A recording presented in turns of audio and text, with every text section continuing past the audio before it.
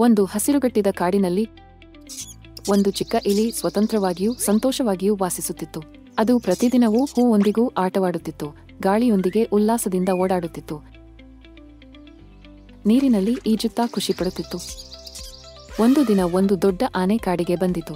ಅದರ ಹೆಜ್ಜೆಗಳ ಸದ್ದು ನೆಲವನ್ನೇ ಅಲುಗಾಡಿಸಿತು ಮತ್ತು ಅದರ ಉಸಿರಾಟದ ಸದ್ದು ಕೂಡ ಗುಡುಗಿನಂತೆ ಇತ್ತು. ಉಳಿದ ಪ್ರಾಣಿಗಳೆಲ್ಲ ಭಯದಿಂದ ಓಡಿಹೋಗಿ ಅಡಗಿಕೊಂಡವು. ಆದರೆ ಚಿಕ್ಕ ಇಲಿ ಮಾತ್ರ ಶಾಂತವಾಗಿತ್ತು. ಆ ಇಲಿ ನೇರವಾಗಿ ಆನೆಯ ಬಳಿಗೆ ಹೋಗಿ ಹೇಳಿದರು, ನಮಸ್ಕಾರ ದೊಡ್ಡ ಆನೆ ಅಣ್ಣ. ಇಲ್ಲಿ ಎಲ್ಲರೂ ಒಳ್ಳೆಯವರು. ಇಲ್ಲಿ ಯಾರು ಯಾರಿಗೂ ಹಾನಿ ಮಾಡಲ್ಲ. ನೀವು ಇಲ್ಲಿ ಸಂತೋಷವಾಗಿ ಇರಬಹುದು.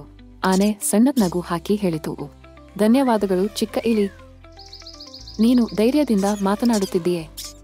ನಾವು ಇಬ್ಬರೂ ಸ್ನೇಹಿತರಾಗೋಣವೇ? ಆದ ನಂತರ ಚಿಕ್ಕ ಇಲಿ ಆನೆಗೆ ಕಾಡು ತೋರಿಸಿತು. ಅವರು ಒಟ್ಟಾಗಿ ಆಟವಾಡಿ ಸಂತೋಷವಾಗಿ ಕಾಲ ಕಳೆಯುತ್ತಿದ್ದರು. ಅವರು ಉತ್ತಮ ಸ್ನೇಹಿತರಾದರು. ಒಂದು ದಿನ ಚಿಕ್ಕ ಇಲಿ ಅಚಾನಕ್ಕಾಗಿ ಒಂದು ಆಳವಾದ ಕೊಂದಾಯಿಗೆ ಬಿದ್ದು ಬಿಟ್ಟಿತು. ಅದು ಸಹಾಯ ಸಹಾಯ ಎಂದು ಕಿರಿಚಿತ್ತು. ಆದರೆ ಅದರ ಶಬ್ದ ಯಾರಿಗೂ ಕೇಳಿಸಲಿಲ್ಲ.